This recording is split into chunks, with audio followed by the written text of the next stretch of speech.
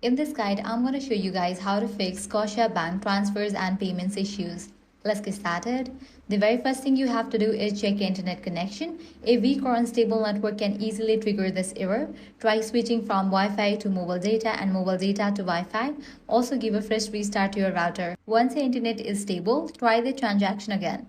Next, close the Scotiabank app completely or log out of online banking, then sign back in. This helps reset your session and clear temporary glitches that may be causing the issue. If you are using a browser, try refreshing the page or opening Scotiabank in a different browser or device.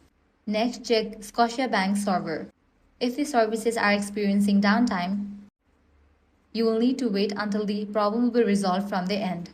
Next, you can clear cache and cookies. For that, click on three dots. Go to Settings, head over to the option Privacy and Security, click on Site Settings, click on View All Permission. Here search for Scotiabank. Once the website appears, click on the trash icon for it. Confirm the deletion. Likewise, check if you are connected to any VPN proxy servers or browser extensions.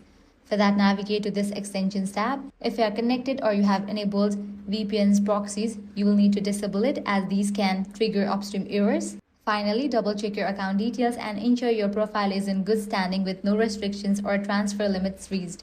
And that's it. By following these steps, you'll be good to go. Your problem will be resolved. If this guide was helpful, do not forget to like, share, and subscribe.